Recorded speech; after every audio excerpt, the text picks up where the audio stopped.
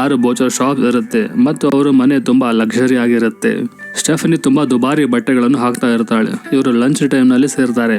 Stephanie husband mark ತಾನೆಷ್ಟು ಹಣ ಸಂಪಾದನೆ ಮಾಡ್ತಾನೆ ಮತ್ತು ತಾನೆಷ್ಟು ಲೈಫ್ ಎಂಜಾಯ್ ಮಾಡ್ತಾನೆ ಅಂತ ಎಲ್ಲ ಹೇಳ್ತಾನೆ.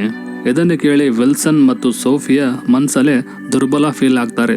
ಅವರು ವಾಪಸ್ ಬರುವಾಗ ಸೋಫಿಯಾ ಎಲ್ಲ ತಪ್ಪುಗಳನ್ನು ತನ್ನ ಗಂಡನ ಮೇಲೆ ಹಾಕ್ತಾಳೆ. ಅವನು ನಾಲಾಯಕು, ಬಿಸ್ನೆಸ್ ಇಂಪ್ರೂವ್ ಮಾಡೋಕ್ಕೆ ಶಕ್ತಿ ಇಲ್ಲ ಎಂದು ಟೀಕೆ ಮಾಡ್ತಾಳೆ. ಅವಳು ತನ್ನ ಗಂಡನನ್ನು ಹಣದ ವಿಷಯಕ್ಕಾಗಿ ತುಂಬ ಇನ್ಸಲ್ಟ್ ಮಾಡ್ತಾಳೆ. ವಿಲ್ಸನ್ಗೆ ಅವಳ ಮಾತಿನಿಂದ ತುಂಬ ತಲೆ ಕೆಟ್ಟಿರುತ್ತೆ. ಆಗ ಸೈಕಲ್ನಿಂದ ಹೋಗುವ ಒಂದು ಹುಡುಗನನ್ನು ನೋಡ್ತಾನೆ. ಅವನಿಗೆ ನೆನಪಾಗುತ್ತೆ, ಅದೇ ಸಸ್ಯಾಹಾರಿ ಆಕ್ಟಿವಿಟೀಸ್ಗಳಲ್ಲಿ ಇವನು ಒಬ್ಬ ಅಂತ. ಸೋಫಿಯಾ ಮಾತಿನಿಂದ ಅವನಿಗೆ ಎಷ್ಟು ಸಿಟ್ಟು ಬಂದಿರುತ್ತಂದರೆ ಸೈಡಲ್ಲಿ ಹೋಗುವ ಹುಡುಗನ ಮೇಲೆ ಹಿಂದೆ ರಿವರ್ಸ್ ಗಾಡಿ ಬಿಟ್ಟು ಜಜ್ಜಿ ಸಾಯಿಸಿಬಿಡ್ತಾನೆ. ಸೋಫಿಯಾಗೆ ಮೊದಲು ಶಾಕ್ ಆಗುತ್ತೆ, ಆದರೆ ಅವರ ಕೆಲಸದಲ್ಲಿ ತೊಂದರೆ ಕೊಡುವ ಆಕ್ಟಿವಿಟೀಸ್ ಅಂತ ಗೊತ್ತಾದ್ಮೇಲೆ ಅವಳಿಗೇನು ಬೇಜಾರಾಗಲ್ಲ. ನಂತರ ಅವರು ಬಾಡಿನ ತಮ್ಮ ಶಾಪ್ಗೆ ತಗೊಂಡು ಬರ್ತಾರೆ. ವಿಲ್ಸನ್ಗೆ ಒಂದೇ ಕೆಲಸ ಗೊತ್ತಿತ್ತು, ಅದು ಸರಿಯಾಗಿ ಕೊಯ್ಯೋದು. ಅವನು ರಾತ್ರಿ ಬಾಡಿನ ಕಟ್ ಮಾಡಿ ಒಂದು ವ್ಯವಸ್ಥೆ ಮಾಡ್ತಾನೆ. ಬೆಳಗ್ಗೆ ಆದಾಗ ಸೋಫಿಯಾ ವಿಲ್ಸನ್ ಅನ್ನು ಎಬ್ಬಿಸ್ತಾಳೆ ಮತ್ತು ಒಂದು ಕಸ್ಟಮರ್ ಮತ್ತೆ ಮಾಂಸ ತಗೊಳ್ಳೋಕೆ ಬಂದಿರುವುದನ್ನು ಹೇಳ್ತಾಳೆ. ಆಕ್ಚುಲಿ ಸೋಫಿಯಾ ಬೈ ಮಿಸ್ಟೇಕ್ ಬೇರೆ ಮಾಂಸ ಕೊಟ್ಟಿರುತ್ತಾಳೆ. ಆ ಕಸ್ಟಮರ್ಗೆ ಅದು ತುಂಬ ಇಷ್ಟ ಆಗಿರುವುದರಿಂದ ಮತ್ತೆ ಬಂದಿರುತ್ತಾರೆ. ವಿಲ್ಸನ್ ಸೋಫಿಯಾಗೆ ಯಾವ ಮಾಂಸ ಕೊಟ್ಟೆ ಎಂದು ಕೇಳಿದಾಗ ಗೊತ್ತಾಗುತ್ತೆ, ಅವಳು ಮನುಷ್ಯನ ಮಾಂಸ ಕೊಟ್ಟಿದ್ಲು. ಕಸ್ಟಮರ್ ಮುಂದೆ ಏನು ಹೇಳೋಕ್ಕಾಗದೆ ವಿಲ್ಸನ್ ಸುಮ್ಮನೆ ಆಗ್ತಾನೆ. ಮತ್ತೆ ಬಂದಿರುವ ಕಸ್ಟಮರು ಮೀಟ್ ಎಲ್ಲಿಂದ ತಂದ್ರಿ, ಇದು ತುಂಬ ಟೇಸ್ಟಿ ಇದೆ ಅಂತ ಕೇಳಿದಾಗ ಅವರು ಒಂದು ಇರಾನಿ ಪಿಗ್ ಅಂತ ಹೇಳ್ತಾರೆ. ಸೋಫಿಯಾ ಕೂಡ ಮೊದಲೇ ಟೇಸ್ಟ್ ಮಾಡಿದ್ಲು, ಹಾಗಾಗಿ ಅವಳಿಗೇನು ಶಾಕ್ ಆಗಲ್ಲ ಮತ್ತು ಅವಳಿಗೆ ದುಡ್ಡು ಮಾತ್ರ ಲೆಕ್ಕ, ಅದು ಹೇಗೆ ಬರುತ್ತೆ ಅಂತ ತಲೆ ಕೆಡಿಸ್ಕೊಳ್ಳಲ್ಲ. ಅವಳು ವಿಲ್ಸನ್ಗೆ ಹೇಳ್ತಾಳೆ, ನೀನು ಕೂಡ ಟೇಸ್ಟ್ ಮಾಡು, ಇದರಿಂದ ನಮ್ಮ ದುಡ್ಡಿನ ಸಮಸ್ಯೆ ಬಗೆಹರುತ್ತೆ. ಅವಳು ಮೊದಲಿಗೆ ಒಪ್ಪಲ್ಲ, ಆದರೆ ಕಸ್ಟಮರ್ ಸಾಲಾಗಿ ಬಂದಿರೋದು ನೋಡಿ ಯೋಚನೆ ಮಾಡ್ತಾನೆ. ಆ ದಿನ ಅವರ ಸೇಲು ತುಂಬ ಚೆನ್ನಾಗಿರುತ್ತೆ ಮತ್ತು ಒಳ್ಳೆ ಕಲೆಕ್ಷನ್ ಬಂದಿರುತ್ತೆ. ಅವನು ಸಾಯಂಕಾಲ ತುಂಬ ಕುತೂಹಲದಿಂದ ಮಾಂಸನ ಕುಕ್ ಮಾಡಿ ಟೇಸ್ಟ್ ಮಾಡ್ತಾನೆ. ಅದು ಅವನಿಗೆ ತುಂಬ ಟೇಸ್ಟಿ ಅನಿಸುತ್ತೆ ಮತ್ತು ತನ್ನ ಜೀವನದಲ್ಲೇ ಇಂತಹ ಮಾಂಸನ ತಿಂದಿರಲ್ಲ. ಅವನು ಥಿಂಕ್ ಮಾಡ್ತಾನೆ, ಜನರಿಗೆ ಇದರ ಚಟ ಹತ್ತಲಿದೆ ಅಂತ. ಮರುದಿನ ವೆಜಿಟೇರಿಯನ್ ಕಪಲ್ಸ್ ಅವರ ಮನೆಗೆ ಬಂದು ಮಾತಾಡಿಸ್ತಾರೆ. ನೀವು ಕೂಡ ಶಾಪ್ನ ಕ್ಲೋಸ್ ಮಾಡಿ ಆದಷ್ಟು ಬೇಗ ಸಸ್ಯಾಹಾರಿ ಆಗಿ ಅಂತ ಹೇಳ್ತಾರೆ. ಅವರ ಮುಂದೆ ಇಬ್ಬರು ನಾಟಕ ಆಡ್ತಾರೆ.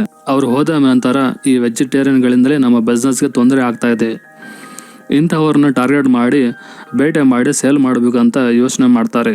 ಅವರು ಒಂದು ರೆಸ್ಟೋರೆಂಟ್ಗೆ ತಮ್ಮ ಮುಂದಿನ ಬೇಟೆಯನ್ನು ನೋಡಲು ಬರ್ತಾರೆ. ಆದರೆ ಅಲ್ಲಿ ಯಾರು ಹೆಲ್ದಿ ಬೇಟೆ ಸಿಗಲ್ಲ.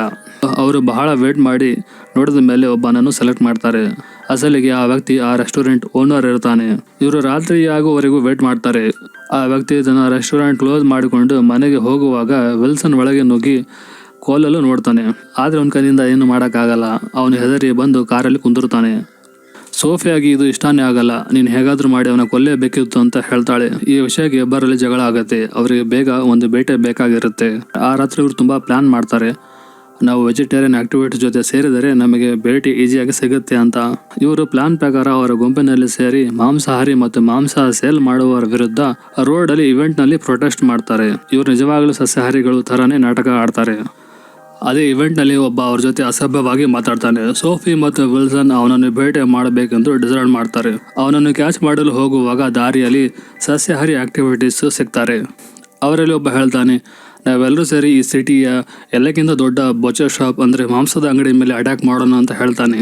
ಸೋಫಿ ಮತ್ತು ವಿಲ್ಸನ್ ಅಷ್ಟು ದೊಡ್ಡ ರಿಸ್ಕ್ ತಗೋಬಾರ್ದು ಅಂತ ಹಿಂಜರಿಯುತ್ತಾರೆ. ಆಗ ಆಕ್ಟಿವಿಟಿಸ್ಟ್ ಶಾಪ್ ಓನರ್ ಹೆಸರು ಹೇಳ್ತಾನೆ, ಮಾರ್ಕ್ ಅಂತ. ಆಗ ವಿಲ್ಸನ್ ಮೈಂಡ್ ಚೇಂಜ್ ಆಗುತ್ತೆ. ಮಾರ್ಕ್ ಇವರ ಕಾಂಪಿಟೇಟರ್ ಮತ್ತು ಫ್ರೆಂಡ್, ಅವರಿಗಿಂತ ಶ್ರೀಮಂತ, ಹಾಗಾಗಿ ಇವರು ಕೂಡ ಜಾಯ್ನ್ ಆಗ್ತಾರೆ. ರಾತ್ರಿ ಮಾಸ್ಕ್ ಹಾಕೊಂಡು 5 ಜನರು ಶಾಪ್ ಮೇಲೆ ಅಟ್ಯಾಕ್ ಮಾಡ್ತಾರೆ. ಮಾಂಸವನ್ನು ಕೆಡಿಸಿ ಗ್ಲಾಸ್ ಎಲ್ಲವನ್ನು ಹೊಡೆದಾಕ್ತಾರೆ. ಇದರಿಂದ ಇವರಿಗೆ ತುಂಬ ಖುಷಿ ಆಗುತ್ತೆ. ಶಾಪ್ ಹೊಡೆದು ಹಾಕಿದ ಮೇಲೆ ಹೋಟೆಲ್ಗೆ ತಿನ್ನಲು ಬಂದಾಗ ವಿಲ್ಸನ್ಗೆ ಮಾಂಸ ಇಷ್ಟನೇ ಆಗ್ತಾ ಇರಲ್ಲ. ಅವನಿಗೆ ಮನುಷ್ಯನ ಮಾಂಸ ತಿನ್ನುವ ಚಟ ಹತ್ತಿರುತ್ತೆ. ವಿಲ್ಸನ್ನಿಂದ ಯಾರನ್ನು ಮುಗಿಸಲು ಆಗ್ತಾ ಇರಲ್ಲ. ಹಾಗಾಗಿ ಸೋಫಿಯಾ ಒಬ್ಬ ವೇಟರ್ನನ್ನು ಸೆಡ್ಯೂಸ್ ಮಾಡಿ ಅಂದರೆ ಆಕರ್ಷಿಸಿ ಅವನ ಮನೆಗೆ ಕರ್ಕೊಂಡು ಹೋಗ್ತಾಳೆ. ಸೋಫಿಯಾ ಆ ವ್ಯಕ್ತಿಯನ್ನು ತನ್ನ ಗಂಡನ ಮುಂದೆನೇ ಕುಂದಿರಿಸಿ ಮಸಾಜ್ ಮಾಡಲು ಶುರು ಮಾಡ್ತಾಳೆ. ಇದರಿಂದ ವಿಲ್ಸನ್ಗೆ ಸಿಟ್ಟು ಬಂದು ಅವನ ಮೇಲೆ ಅಟ್ಯಾಕ್ ಮಾಡಿ ತಲೆ ಹೊಡೆದು ಸಾಯಿಸ್ತಾನೆ. ಬಾಡಿ ಜೊತೆ ಏನು ಮಾಡಬೇಕಂತ ವಿಲ್ಸನ್ಗೆ ಚೆನ್ನಾಗಿ ಗೊತ್ತು ಇರುತ್ತೆ. ಈಗ ವಿಲ್ಸನ್ನಲ್ಲಿದ್ದ ಭಯ ಮಾಯವಾಗಿರುತ್ತೆ.